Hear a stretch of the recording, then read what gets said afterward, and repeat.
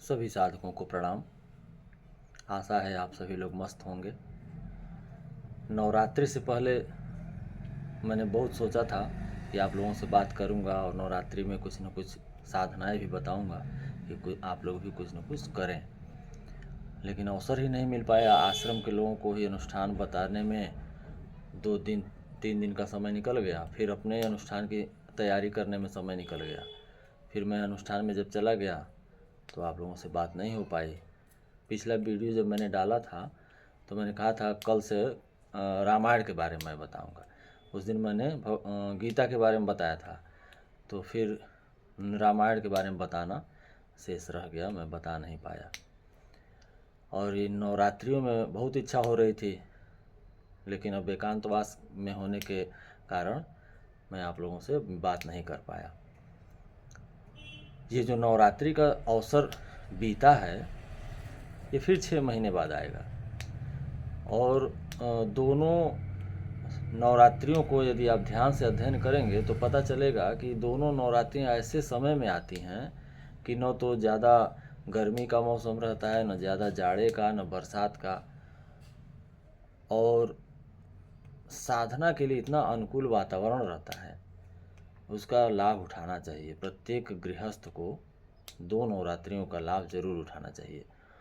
वैसे तो 4 नवरात्रियां हैं, 2 नवरात्रियां गुप्त हैं।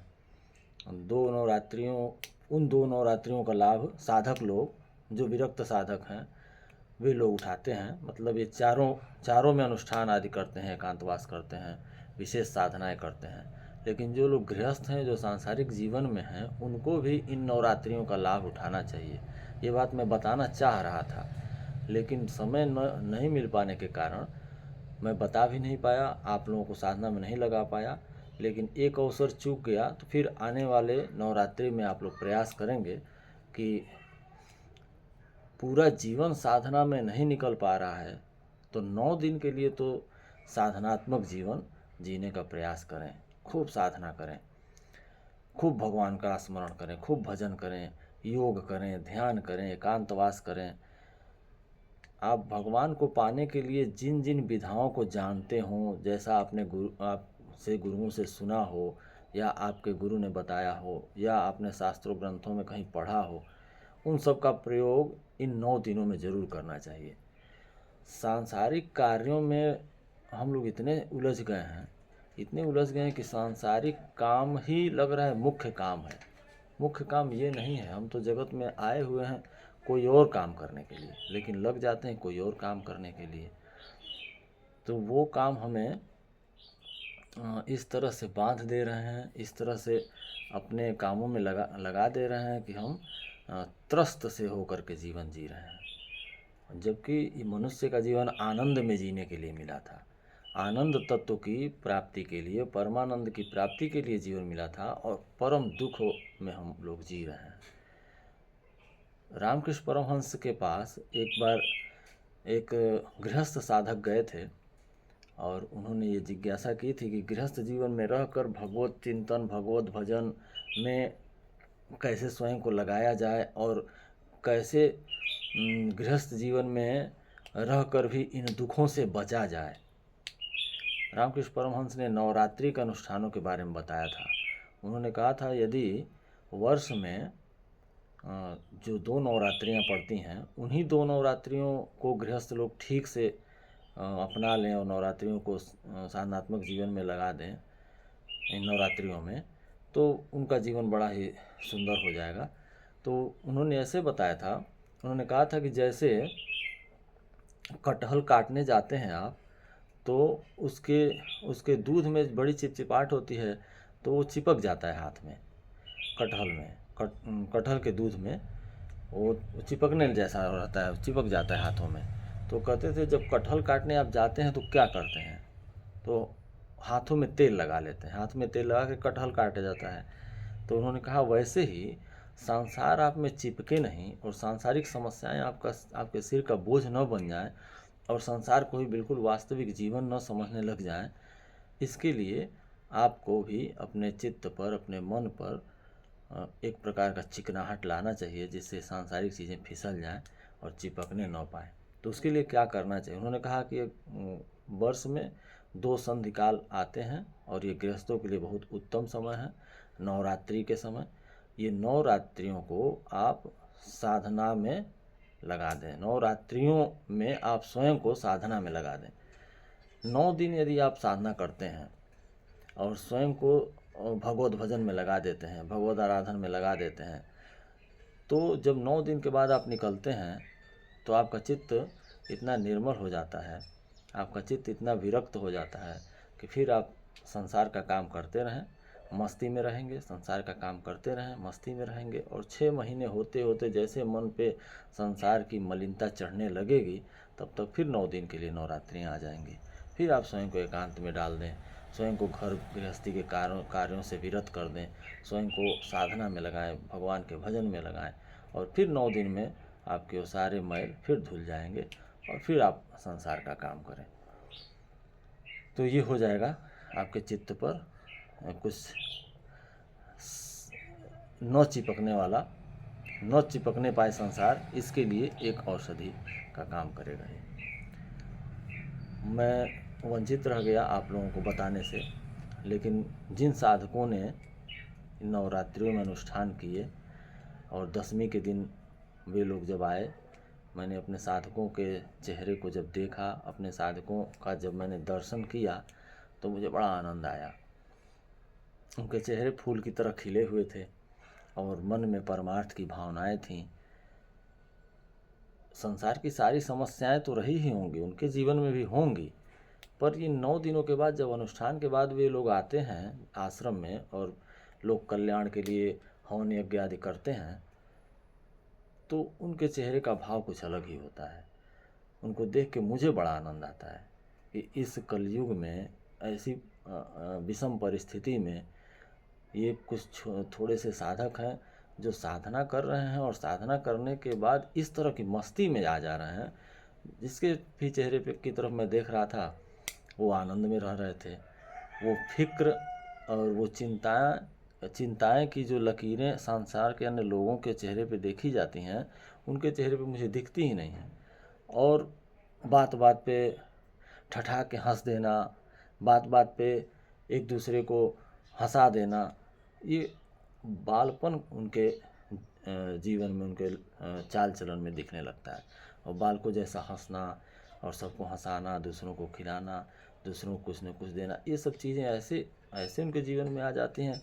मुझे बड़ा आश्चर्य होता है कि बहुत सारे लोग इन सब आनंदमय स्थितियों से वंचित रह जा रहे हैं। लेकिन मैं अपने साधकों को देखकर बड़ा ही आनंदित होता हूँ।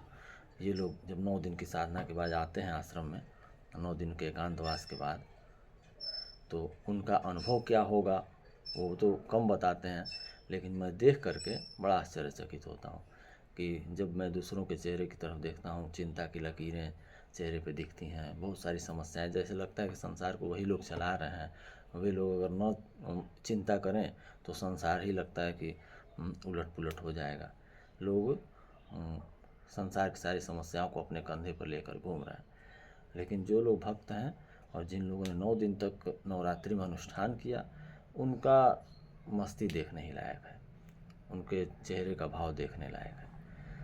आप लोगों को प्रयास करना चाहिए कि 9 दिनों तक भगवत आराधन में स्वयं को लगाएं। विधियां बहुत सारी हो सकती हैं, कोई ज़रूरी नहीं कि मैं कोई एक विधि बता दूं कि इस तरह नवरात्रि में रहेंगे तो ठीक रहेगा। बस आपको ऐसा लगना चाहिए कि जगत का बहुत काम हो गया, दिन रात जगत में ही डूबे रह जा रहे हैं, तो क्यों नहीं 10 दिन का समय, 9 दिन का समय मिल रहा है, थोड़ा भगवान के आराधन में स्वयं को जानने में लगा दें। यदि आपकी इच्छा है तो साधना पद्धतियाँ जो भी होंगी, आप उससे आनंद तत्व की प्राप्ति करेंगे।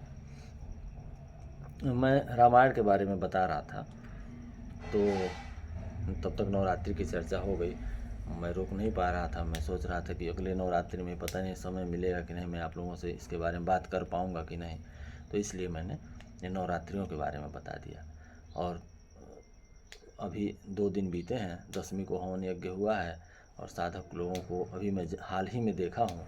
कल मुझे समय ही नहीं मिल पाया कि मैं आप लोगों से बात करूँ, तो उन लोगों को मैं साधुवाद देता हूँ कि 10 दिन के लिए निस्वार्थ साधना, निष्काम साधना में उन लोगों ने स्वयं को लगाया हुआ था और आनंद को प्राप्त किया था।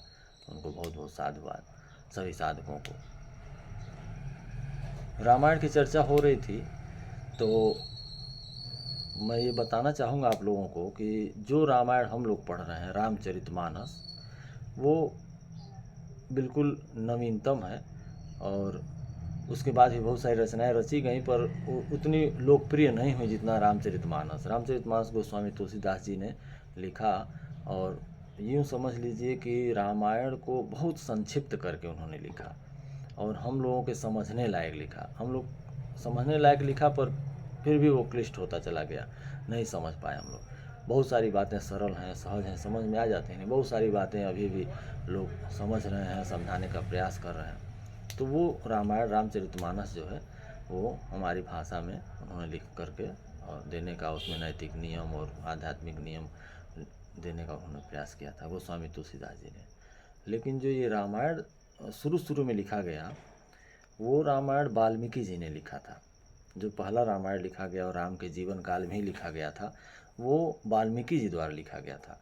और वाल्मीकि जी ने 100 करोड़ श्लोकों का एक रामायण रचकर तैयार किया और इतना वो अद्भुत था। और लौ कुश को ही उन्होंने पहले पहल लौ कुश को ही सिखाया। भगवान राम के दोनों पुत्रों को ही उन्होंने रामायण सुनाया, याद करवाया। और वो रामायण इतना अद्भुत था कि उस रामायण को रत्न की तरह समझा गया और देवता लोग चाहते थे कि ये रामायण हम लोगों को मिल जाए और हम लोग इसका पाठ करें। मनुष्य लोग चाहते थे कि जब ये पृथ्वी की रचना है तो ये पृथ्वी पर रह जाए और हम लोग इसका अध्ययन करें। और पाताल लोक के असुर लोग चाहते थे कि वो हम लोगों को मिल जाए और ये हम लोग इसका अध्ययन करें। और देवताओं और असुरों में तो हमेशा श्रेष्ठ चीज़ों के लिए विवाद होते ही रहते थे कि कौन इसे लेगा। समुद्र मंथन से जो रत्न निकले उसमें भी आपस में विवाद होता रहता था।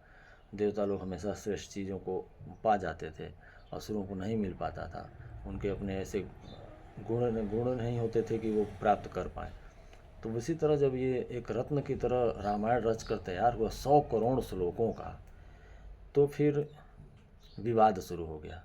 विवाद शुरू हुआ तो बुलाया गया ब्रह्मा जी को, क्योंकि ब्रह्मा जी के आदेश से ही ये रामायण की रचना हुई थी। ब्रह्मा जी ने ही वाल्मीकि जी से कहा था कि आप इसको रचिए, आप बनाइए। और चूँकि आपके मुख से यूं ही जो लाइनें निकल रही हैं, जो पंक्तियां आप बोल रहे हैं, वो श्लोक बन जा रही हैं, श्लोक की तरह आप कुछ बोल रहे हैं कुछ भी। तो अचानक कुछ बातें उनके मुख से निकली थी और श्लोक की तरह निकल गई। तो ब्रह्मा जी ने उनको कहा कि आपके सरस्वती माता की कृपा है और आप ऐसा करें कि भगवान राम के जीवन को लिखें। वाल्मीकि जी ने कहा मैं बहुत सारी बातें राम के बारे में जानता नहीं हूँ। तो ब्रह्मा जी ने उनको ये वरदान दिया कि आप जो कुछ भी जानना चाहेंगे वो सब आपके समक्ष प्रकट हो जाएंगी। और जो प्रसंग आएगा उस प्रसंग के बारे में जो चीज़ें आपको नहीं ज्ञात होंगी और आप जानना भी नहीं चाहेंगे, वो बातें भी आपके सामने स्पष्ट हो जाएंगी, आप उसे लिख पाएंगे। तो इस तरह वे एकांत में रह करके रामायण की रचना करने लगे थे और रामायण लिख कर तैयार हुआ। 100 करोड़ श्लोकों का हो गया। अब इतना बृहद ग्रंथ हो गया और इतना सुंदर साहित्य तैयार हुआ कि सब उसके लिए लालायित हो गए, देवता लोग भी, असुर लोग भी और मनुष्य लोग भी। तो फिर ब्रह्मा जी को बुलाया गया कि क्या होगा। सब आपस में विवाद कर रहे हैं। कोई कह रहा हमारे यहाँ जाएगा, जो श्रेष्ठ चीज़ें वो देवताओं के लिए हैं। असुर कहते थे हम ले लेंगे, देवता लोगों से छीन लेंगे। मनुष्यों ने रचा ही था, लेकिन मनुष्य भी चाह रहे थे कि हमें मिल जाए। तो फिर इसका बंटवारा हो गया। ब्रह्मा जी ने कहा क्यों नहीं रामायण को 3 भागों में बांट दिया जाए। तो रामायण को 3 भागों में बांटा गया। रामायण को जो 3 भागों में बांटा गया तो आया तीनों लोकों में। आप खुद इसको 100 करोड़ को 3 भाग करें तो आएगा कि 33 लाख 33 करोड़ 33 लाख 33,333 श्लोक आएंगे एक एक लोक में। 33 करोड़ 33 लाख 33,333 श्लोक एक लोक को मिलेंगे। तो इस तरह से बंट गया। फिर भी आप देखेंगे एक श्लोक बच जा रहा है और जो रामायण के श्लोक हैं वो 32 अक्षर के हैं। 32 अक्षरों के श्लोक हैं। तो 32 अक्षरों वाले श्लोक को फिर एक श्लोक जो बट गया उसको भी बांटना था, तो उसे फिर 10-10 अक्षर फिर तीनों लोगों को दे दिए गए। तो 32 में 10-10 निकालेंगे तीनों लोगों को, तो फिर भी 2 अक्षर बच जा रहे थे। अब 2 अक्षर नहीं बट पा रहा था, तो रामायण को 3 भागों में बांटा गया। एक श्लोक जो बटा उसको भी 3 भाग में बांटा गया। 2 अक्षर जो बट गए और बच गए उसको बांटना मुश्किल हो गया, तो महादेव जी वहाँ प्रकट हो गए और महादेव जी ने कहा ये 2 अक्षर जो बच रहे हैं वो 2 अक्षर आप हमें दे दें। ये सुनकर भी आप लोगों को लग ही रहा होगा कि 2 अक्षर कौन से बचे होंगे। वो कौन से 2 अक्षर बचे होंगे जो महादेव जी ले गए। महादेव जी वो 2 अक्षर ले गए जिस अक्षर की व्याख्या में ये पूरा रामायण लिख दिया गया था। वो सार तत्व वो महादेव जी ले गए। वो अक्षर 2 थे राम अक्षर, तो महादेव जी लेके चले गए। अब तो सिर्फ बची उसकी व्याख्या, हम लोग उसी की व्याख्या पढ़ते हैं। जो मूल तत्व था वो महादेव जी को मिल गया। अब जो पृथ्वी लोक पे जो 33,33,33,333 श्लोक बचे उसको भी फिर बांटना था, क्योंकि धरती भी विस्तृत था और धरती पे रहने वाले लोग इधर उधर अन्य अन्य द्वीपों में रहते थे। तो यहाँ इस धरती पे 7 द्वीप हैं, आज भी हैं, उस समय भी थे। इधर उधर कुछ हो गए, कुछ के नाम पुराणों में मिलते हैं पर उसकी भौगोलिक स्थिति नहीं पता चलती वो द्वीप कहाँ पर है। तो 7 द्वीप आज भी हैं, और जब रामायण का बंटवारा हो रहा था तब भी 7 द्वीप ही थे, और उन 7 द्वीपों में फिर बांटा गया रामायण को। 7 द्वीपों में बांटा गया। फिर भारत में यहाँ जम्बू द्वीप में 9 खंड थे, और हम लोग जिस खंड में रहते हैं उसको भरत खंड कहते हैं। जम्बू द्वीप में रहते हैं और भरत खंड में रहते हैं, लेकिन यहाँ 9 खंड थे। फिर जो श्लोक बांटे गए और जो जम्बू द्वीप को, हमारे इस द्वीप को मिले, उस द्वीप में फिर 9 भाग किए गए। तो 9 भाग में एक भाग जो हमें भरत खंड में यहाँ मिला, जिसे हम लोग पढ़ते हैं, वह रामायण हम लोगों के पास यहाँ पर है, उसको हम लोग पढ़ते हैं। उसमें बहुत सारे श्लोक, बहुत सारी पंक्तियाँ इधर उधर हो गई। पर जो रामायण हम लोग पढ़ते हैं जो 24,000 श्लोकों का है, उतना ही तो नहीं होगा। आप बांट कर देखें, 33 करोड़ 33 लाख को फिर बांटें आप 7 भागों में, सप्तद्वीपों में, और सप्तद्वीपों में से एक द्वीप जम्बू द्वीप के श्लोकों को आप बांटें 9 भागों में, तभी बहुत संख्या हो जाती है। श्लोक संख्या 24,000 ही नहीं आएगी। मैं अभी जोड़ घटा के बता नहीं पा रहा हूँ, लेकिन अगर आप जोड़े घटाएंगे तो पता चलेगा बहुत सारे श्लोक, बहुत श्लोक संख्या हो जाएगी। लेकिन वो उपलब्ध नहीं है। सिर्फ 24,000 श्लोकों का एक रामायण हम लोग पढ़ते हैं, जिसे वाल्मीकि रामायण के नाम से जाना जाता है, उसकी व्याख्या होती है। परंतु भरतखंड में अभी भी वाल्मीकि जी द्वारा रचित 4 रामायण उपलब्ध हैं। अगर उन चारों को न पढ़ा जाए तो फिर रामायण का पूरा सार हम लोग समझ नहीं पाएंगे, रामायण को ठीक से नहीं समझ पाएंगे, राम को ठीक से नहीं समझ पाएंगे। तो उसे मैं थोड़ा थोड़ा समझाने का प्रयास करूँगा। जो रामायण हम लोग पढ़ते हैं, जिसका नाम रामायण है, उसमें कुछ इस प्रकार की बातें कही गई हैं जिससे लगता है कि भगवान राम कोई साधारण मनुष्य नहीं थे। वे एक अवतारी सत्ता थे, वे भगवान विष्णु के अवतार थे, और उन्होंने बहुत से दिव्य कार्य इस धरती पर रह के किए, और उनके नाम का जप करना चाहिए, उनका ध्यान करना चाहिए। वे भवसागर से हमें पार ले जाएंगे। रामायण पढ़ने के बाद हमारे मन में भगवान राम की छवि भगवान के रूप में बनती है। वे भगवान बन जाते हैं। हमारे मानस पटल पर राम एक भगवान बन के उभरते हैं। पर वे जब धरती पे आए हैं, मनुष्य के रूप में आए हैं, तो उनके कुछ मानवीय कृत्य भी होंगे। वे मनुष्य की तरह भी सोते, उठते, बैठते, जागते, खाते, पीते और सांसारिक व्यवहार करते होंगे। तो क्या उनको छोड़ दिया जाएगा? सिर्फ उनके भगवत्ता का ही वर्णन कर दिया जाए, उन्हें भगवान बनाने का प्रयास कर दिया जाएगा, तो क्या उनके जीवन का पूरा अध्ययन हम कर पाए? उन्होंने जो व्यवहार किया होगा, जो जगत व्यवहार किया होगा, उसको भी जानना चाहिए। जो उन्होंने अद्भुत कृत्य किए वो तो ठीक है, लेकिन उन्होंने मानवीय व्यवहार भी तो किए होंगे। तो उन मानवीय व्यवहारों को अगर आपको देखना है, जानना है, तो फिर वाल्मीकि जो द्वारा रचित आनंद रामायण को पढ़ना पड़ेगा। आनंद रामायण जब पढ़ेंगे तब पता चलेगा कि वो किस तरह परिवार में हास परिहास किया करते थे, किस प्रकार बच्चों के साथ खेला करते थे, किस प्रकार से तीर्थ यात्रा किया करते थे, यज्ञ आदि कैसे करते थे, सोते कब थे, उठते कब थे, भोजन कैसे करते थे, पत्नी के साथ किस तरह से व्यवहार करते थे, पिता और माता के साथ किस तरह से व्यवहार करते थे। मानवीय जितने भी व्यवहार थे वो सब आनंद रामायण में मिलेंगे। और आनंद रामायण में दो भक्तों ने राम के बारे में चर्चा शुरू किया है, तो अधिकतर बातें सांसारिक हुई हैं, लेकिन राम के बारे में बहुत सारी बातें, हनुमान जी के बारे में बहुत सारी बातें जो रामायण में नहीं मिलती हैं वो आनंद रामायण में मिलेंगी। और मैंने उस दिन कहा था कि एक मैं बताऊंगा भगवती सीता के निष्कासन के बारे में, वो भी आनंद रामायण में मिलेगा। कैसे पारिवारिक कलह के वजह से फिर से उनको निष्कासित किया गया था घर से। तो वो मैं बताऊंगा बाद में, अभी मैं रामायण पर चर्चा कर रहा हूँ तो रामायण के बारे में बता लूँ। तो ये हो गया उनके मानवीय जीवन के बारे में जानना हो तो।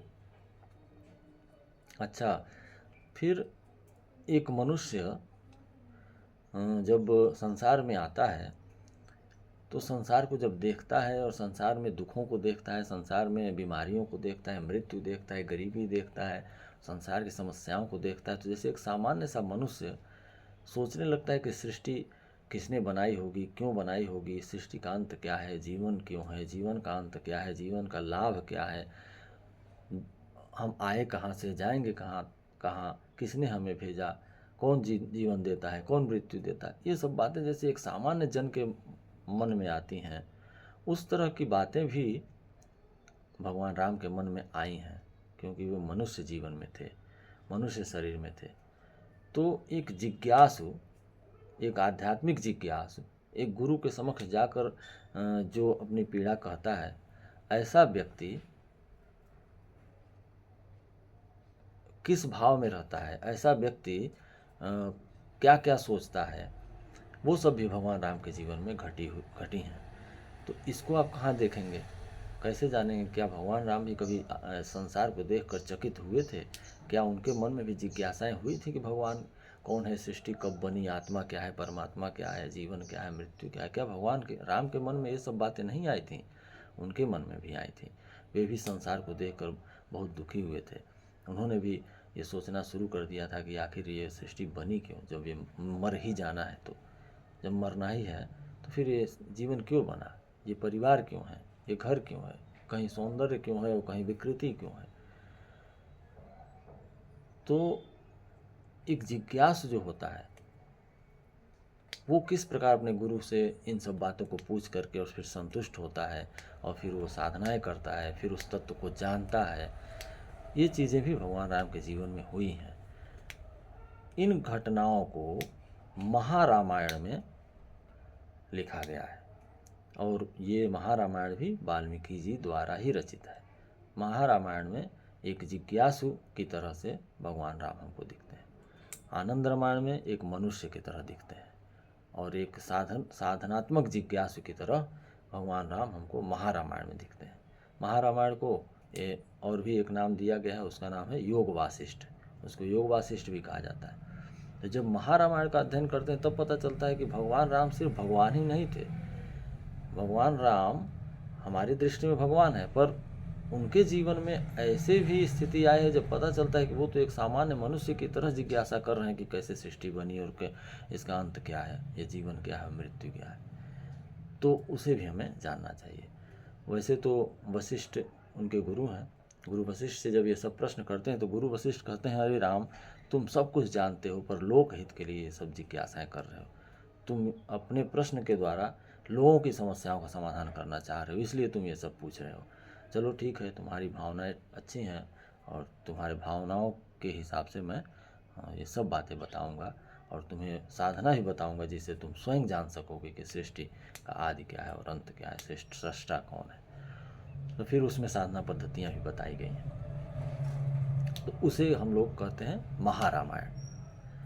तो लगभग समग्र जीवन आ जाता है कि एक बाल्यकाल में जब बाल्यकाल से युवावस्था में प्रवेश करता है आदमी, तो संसार को देखकर जब आश्चर्यचकित होता है तो तब क्या होता है, फिर उनके जीवन में अन्य चीज़ें जो मानवीय व्यवहार थे वो कैसे करता है, फिर एक अवतारी सत्ता, एक अवतारी पुरुष की तरह जब वो करते हैं, संसार में विचरण करते हैं, तो वो कैसे हुआ। ये तीनों चीज़ें अगर हम पढ़ लेते हैं, हमें एक समग्र राम का परिचय मिलता है, हम किसी भ्रांति में नहीं रह जाते। कुछ साधकों से बात करने पर मैंने सुना है, कहते हैं लोग ग्रंथ पढ़ने से ग्रंथि पड़ जाती है, पर सचमुच यदि ग्रंथ पढ़ा जाए तो ग्रंथि खुल जाती है। अब ये है कि आधा अधूरा जब अध्ययन किया जाएगा तो आधी अधूरी बातों में चित्त फंस जाता है, तो उसको कहना ठीक ही है कि ग्रंथि पड़ जाती है। तो ग्रंथों का ठीक से अध्ययन करें तो सारी ग्रंथियाँ खुल जाती हैं। फिर एक चीज़ बच जाता है रामायण में कि भगवती सीता जो उनकी अर्धांगिनी है, उनका जीवन, उनका महात्म्य, उनकी विशालता, उनकी शक्तिमत्ता, उनकी भगवत्ता, वो अभी शेष रह गई है, उसे कहीं नहीं दर्शाया गया है। भगवती सीता को माता सीता, जगत जननी, आदि शक्ति संबोधित तो किया गया है, पर उनके कहीं कृत्य नहीं दिख रहे हैं कि वो आदि शक्ति और जगत जननी की तरह से कहीं प्रस्तुत नहीं हो रही हैं तीनों रामायणों में। तो फिर क्या हुआ, तो वाल्मीकि जी का लिखा हुआ एक और रामायण है, उसको कहते हैं अद्भुत रामायण। इन चारों रामायणों को जब हम पढ़ते हैं, अद्भुत रामायण में भगवती सीता के महात्म्य का वर्णन है, उसमें आपको पता चलेगा कि ये जगत जननी और ये भगवान राम की अर्धांगिनी आदिशक्ति माँ जगदम्बा है।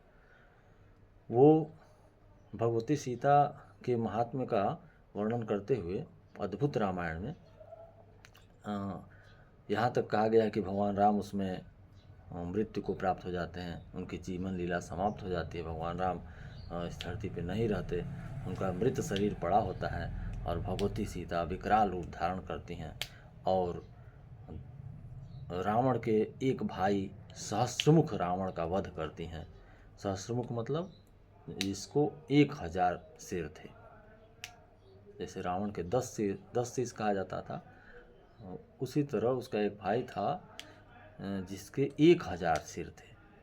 और वो उस जब कथा को आप पढ़ेंगे तभी ज़्यादा आनंद आएगा, तभी पता चलेगा अद्भुत है वो, इसीलिए उसका नाम ही अद्भुत रामायण। इस तरह मुझे कथा सुनाने की तो कोई प्रवृत्ति नहीं है कि मैं ठीक से सुना दूंगा, आप समझ पाएंगे, लेकिन जब आप अद्भुत रामायण पढ़ेंगे तब आनंद आएगा, भगवती सीता के महात्म्य को आप जान पाएंगे। उसमें भगवान राम का मृत शरीर पड़ा रहता है धरती पे और भगवती सीता अपने वास्तविक स्वरूप में जब आती हैं तो सहस्त्रमुख रावण का वध करती हैं और फिर देवता लोग आकर के भगवान राम को अमृत पिला करके जीवित करते हैं। बहुत ही अद्भुत कथा है अद्भुत रामायण में। तो ये चारों रामायण जब हम पढ़ते हैं तो अभी भी ये पूरा नहीं हो पा रहा है, अभी भी जो हमारे भरत खंड को जो रामायण के जो श्लोक मिले होंगे वो भी पूरे नहीं हो पा रहे हैं, अभी भी कम पढ़ते हैं। कुछ रामायण इधर उधर हो गए होंगे, कुछ कथाएं, कुछ श्लोक इधर उधर हो गए होंगे, जो संग्रहित हो पाए वो हमारे सामने है, तो उसको कम से कम हमें अध्ययन करना चाहिए। चारों रामायणों को पढ़ने के बाद राम के वास्तविक स्वरूप को हम जान पाते हैं। अब इन चारों रामायणों को पढ़ने के बाद एक प्रश्न उठता है कि क्या तब भी हम सचमुच राम तत्व को समझ पाते हैं? तो पता चलेगा कि नहीं समझ पाते हैं। अभी भी हम बाहर के राम को ही जान पा रहे हैं कि कोई एक राम है जो दशरथ के पुत्र हैं और वो अवतारी हैं, भगवान विष्णु के अवतार हैं, उन्होंने ये कृत्य किए, भगवती सीता हैं, उन्होंने ये कृत्य किए। तो आनंद रामायण में जब आनंद रामायण लगभग विलास खंड में पहुंचा है तो भगवान राम एक दिन भगवती सीता से पूछते हैं कि आप सदा मेरे साथ रही हैं, मेरी अर्धांगिनी हैं, मेरी लीलाओं को देख रही हैं, तो क्या आप समझ पा रही हैं कि मैं क्या हूँ? क्या आप भगवत तत्व को समझ पा रही हैं? तो भगवती सीता ने कहा कि मैं समझ तो नहीं पा रही हूँ, आप बताएं कुछ, तो देखूं कि मैं समझ पा रही हूँ कि नहीं। तो भगवान राम ने देह रामायण का वर्णन किया। ये सारे रामायणों के बाद आनंद रामायण में ही एक और रामायण छोटा सा है, 16 श्लोक का है। 16 श्लोक का एक रामायण है, उसका नाम है देह रामायण।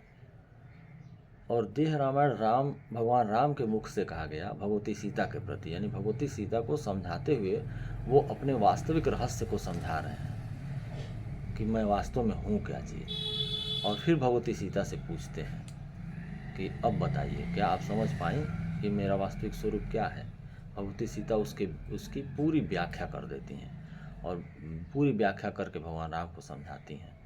तो ये साधकों को पढ़ना ही चाहिए कि देह रामायण में भगवान राम के वास्तविक स्वरूप का, हम लोग तो कुछ और ही समझते हैं, लेकिन भगवान राम के वास्तविक स्वरूप का वर्णन देह रामायण में किया गया है। वो पढ़ने के बाद हमको लगेगा कि हम अब तक जो भी पढ़ रहे थे वो ठीक से हम समझ नहीं पा रहे थे रामायण को। रामायण किस लिए लिखा गया था? जब भगवान राम भगवती सीता को समझाते हैं अपने बारे में, उसे ज़रूर पढ़ना चाहिए। एक और बात, तो क्या इसी तरह से राम सीता की कहानियों को पढ़ना और फिर देह रामायण में कुछ बातों को जान लेना, क्या यही साधना का उद्देश्य है? तो साधक लोग, योगी लोग, ये लोग रामायण को क्या समझते हैं? ये लोग रामायण को कैसे समझते हैं? वे लोग क्यों नहीं राम की मूर्ति की पूजा करते हैं और राम कथा कहते हैं और राम कथा सुनते हैं? योगी और साधक लोग इन सब चीज़ों से अपने आप को अलग, वे कौन से राम में रमण कर रहे होते हैं? तो योगियों का रामायण अलग है। योगियों का रामायण ऐसे शुरू होता है, तीर्थवा मोहार्णवम। योगियों के रामायण का शुरुआत यहाँ होता है, तीर्थवा मोहार्णवम हत्वा काम क्रोधादि राक्षसम शांति सीता समायुक्त आत्मा रामो विराजते। योगियों का रामायण बस इतना ही है, एक श्लोक का। वे कहते हैं कि पहले ये जो मोह रूपी सागर है, इसको पार करना ही हमारा काम है।